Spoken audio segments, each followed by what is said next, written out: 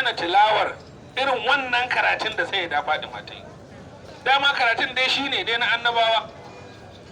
An sai rayuwarka da dukiyarka ka sayar, to sai annabawa suke nuna mun sayar. Duk annabi sai ya dake kan wannan addinin har ya koma ga Allah shahidi. Imamai suka ce mun sayar, sai da Fatima ta ce na sayar, Imamu Husaini ya ce na sayar. To da aka zo kan Allama sai da Ibrahim al-Zakzaki mai wannan zamanin, shi ma sai ya ce mana ya sayar. Ba da baki ya gaya mana kawai ba, ya gaya mana da waƙiyar 12 ga watan Disamba 2015. Ta yadda gadan-gadan aka taho kashe shi. Da ya ga dama da shi da iyalansa da sai su zillewa wannan waƙiyar. Da za su iya zillewa. Saboda wato sukan samu labarin abubuwa da za su faru tun kafin su faru. Da tun da ya samu labarin suna shiryawa, an yi kwangilar, Isra'ila ta shirya, Amerika ta tsara, Saudiya ta karba, gwamnatin Buhari ta sayar, an bata kudin. To da ya samu wannan labarin sai ya kwasa da shi da 'ya'yansa da matarsa sai su biza sai su tafiya su ƙasar Iran ko wata ƙasa sai su zaman su. Kuma wallahi da mun fi son haka mu. Dan Allah baka fi son haka ba? Ni na fi son in ga mala ya tafiya sa kada wani abu ya same shi. Mu kuma me ya same mu? Mu almajiransa. Ai dama da bai kamata kura ta samu babansa ba yana so. Allah ƙara lafiya. Saboda haka amma malam bai yi haka ba. Sai ya ce akwai karatun da nake so in baku. Ina so akwai tilawa da za a yi, akwai bita da za a yi na wani karatu. Sai ya zauna. Har aka zo aka yi abin da za a yi a Husainiya. Aka zo gyalle su, aka ce ga sunan sun zo mala ya ce masha Allah. Aka fara ɗebo shahidai ana cewa gashi yanzu an samu shahidai kaza. Sai mala ya ce masha Allah, Allah ya karbi shahadar su.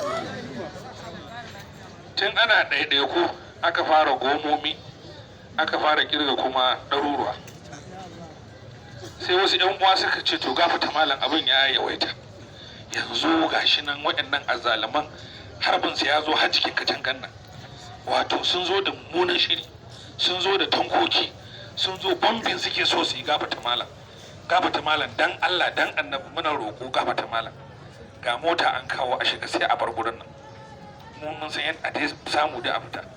Sai malam Zakzaki ya ce da awarmu ba ta gudu ba ce.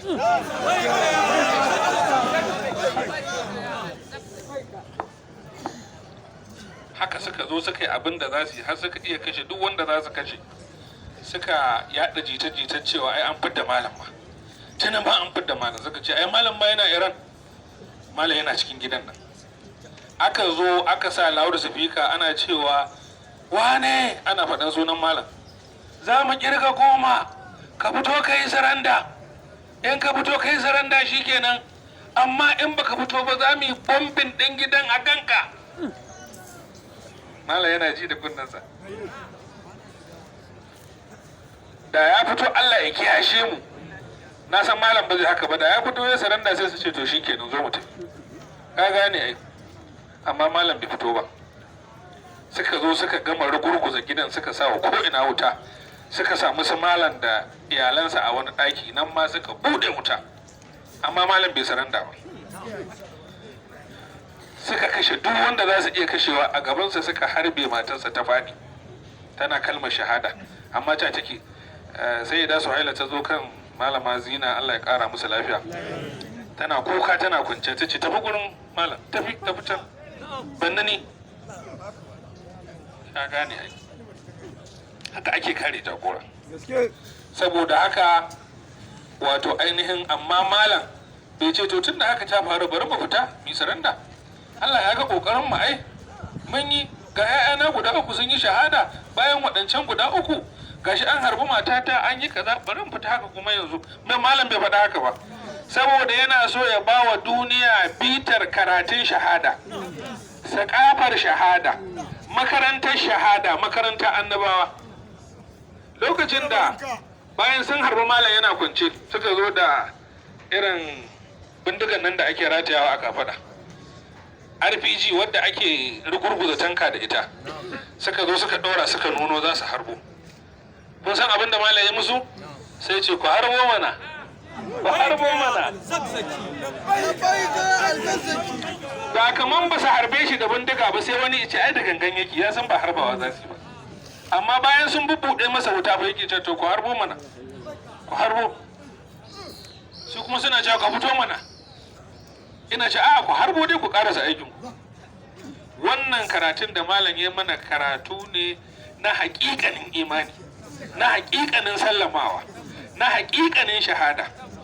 Duk wanda ya iya wannan karatun to zai zama yana iyakacin iyawansa wajen lalaban shahada.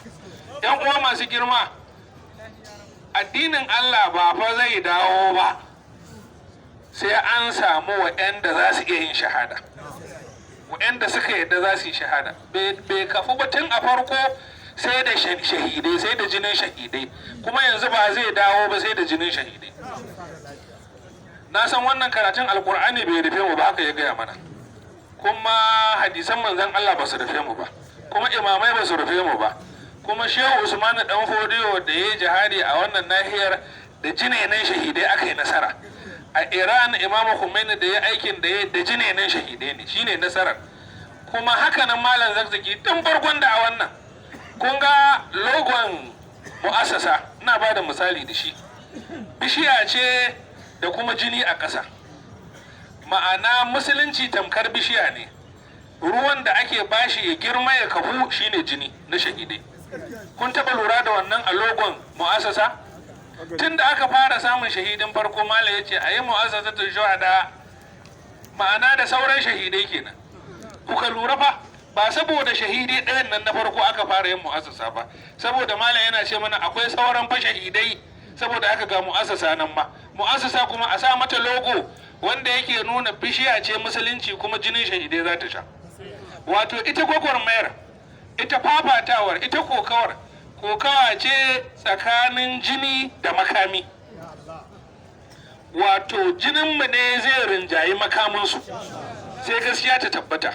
To daga ran da muka fara jin cewa jininmu yana da tsada, to mun rushe, saboda su suna da makami, mu ba mu da komai kenan. Amma yanzu kokawar shine su suna da makami, mu muna da jini. Ka gane aiko, suna zubar da jininmu muna ci gaba da bayarwa. Mu in bayar mun yi shahada kenan, mun samu daraja a wurin Allah subhanahu wa ta'ala, kuma addini zai tabbata, gaskiya za ta tabbata. Ana haka sai jininmu ya fi ƙarfin makamansu.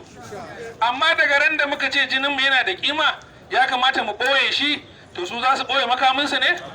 To shi kenan sun ci mu da yaƙi kenan. Da a ce muna da makami ne suna da makami sai mu ci a gwamza ɗin. A'a, to mu jini ne da mu, shi ne Allah ta'ala ya bamu, kuma shi ya saya.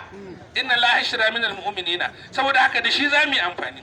Saboda haka ƴan uwa mu riƙe wannan karatu, wato ainihin na makarantar shahada. Shi ne sirrin da yake cikin shahadar Sayyida Fatima, kuma shi ne sirrin da yake cikin waƙiyar 12 ga watan Disamba. Kuma Allama Sayyid Zakzaki ya ce waƙi'a ba ta ƙare ba. Ba na ba ƴan uwa tsoro ba ne. Akwai fa sauran shahidai fa. Gaskiyar magana kenan. Akwai sauran waƙi'o'i a gaba, kuma akwai sauran shahidai. Ba iya 1000 ba ne kawai. Idan dai a aikin da Imam Khomeini ya a Iran, mutane ne a ƙasar kamar miliyan 60 zuwa yanzu dai, amma an samu shahadar kamar mutum kusan miliyan 1, wajen 600 da wani abu. Idan kai bai kai dai, wato bai fi irin ka ce ban san percentage din ba dai misali, amma da yanka miliyan 60 aka ɗauki, ko da miliyan 1 aka ɗauka ma, ban san percentage din ba, ina yan boko ya kai 5%, 1% ne ko? To idan kuma mutanen Najeriya mutum miliyan 300 ne, mun ninka mutanen Iran nawa kenan? Mun ninka su 5? To alamu suna nuna cewa shahidanmu ma za su ninka nasu wannan adadin kenan. Kar ka ji baka ce a'a, ni na a imani na shahada girma ce, ɗaukaka ce, kyauta ce daga Allah, falala ce, ban ɗauka asara ba ce. Kuma wannan shine fikirar addini, kuma ita ce fikirar Allama Sayyid Ibrahim Zakzaki.